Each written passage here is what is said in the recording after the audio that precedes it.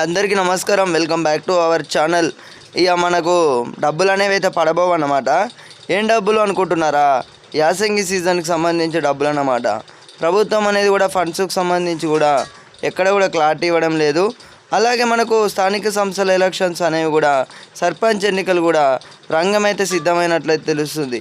మరి రైతుల అకౌంట్లో కూడా 5,000 కోట్లు, ఈ 5,000 కోట్లు అనేవి కూడా రైతుల అకౌంట్లో జమ చేయాల్సిన నిధులు అన్నమాట. సో ఇక రాష్ట్ర ప్రభుత్వం అనేది కూడా మనకు ఏమి కూడా మాట్లాడట్లేదు. ఎక్కడ కూడా ఏ ఛానళ్ళలో కూడా చూడుర్రి ఈ వానాకాలం సీజన్కి సంబంధించి డప్పు కొట్టిర్రు అన్నమాట.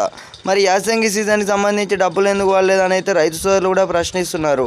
ఏంటి మరి మాకు ఈ 4 ఎకరాల వరకే వేసిర్రు, ఆ తర్వాత 5 నుండి 10 ఎకరాల వరకు మరి వేస్తారా వేయరు అనేది కూడా రైతు సోదరులు కూడా ఇప్పటికే పూర్తిగా చూసుకున్నట్టయితే నమ్మకం కూడా కోల్పోయినట్లయితే తెలుస్తుంది.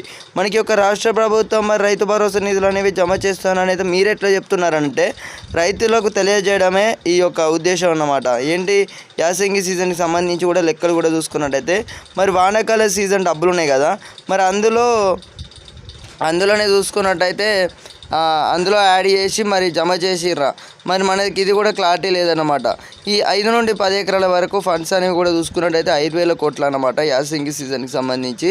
ఎలాగో మీకు వానాకాల సీజన్కి సంబంధించి అందరికీ కూడా డబ్బులు అనేవి అయితే పడినాయి. ఇప్పుడు స్థానిక సంస్థల ఎలక్షన్స్ కూడా వచ్చేసినాయి అన్నమాట. రంగం కూడా సిద్ధమైనట్లయితే తెలుస్తుంది. మరి డబ్బులు అనేవి మనకు ఎకరాకు 6,000 రూపాయల చొప్పున ప్రభుత్వం అనేది ఒక రైతు భరోసా నిధులు అనేవి మరి అకౌంట్లో డబ్బులు అనేవి పడవా అంటే యాసంగి సీజన్కి సంబంధించి డబ్బులు అనేవి అయితే పడవన్నమాట. ఇప్పటికీ మనకు ఎవరు కూడా మాట్లాడే నాదులే లేడన్నమాట దీనికి సంబంధించి. సో అందువలన డబ్బులు అనేవి కూడా ఎవరికి కూడా పడవు. సో దయచేసి అందరు కూడా ప్రభుత్వం సంబంధించి కూడా మనకు ఈ యొక్క ఫండ్స్ అనేవి 4 ఎకరాల వరకే వేసినామని వారు కూడా అఫీషియల్ పేజ్లో కన్ఫర్మ్ చేసినట్లయితే తెలుస్తుంది. మరి రైతు సోదరులు కూడా మరి మందు బస్తాలకు సంబంధించి కనియవచ్చు.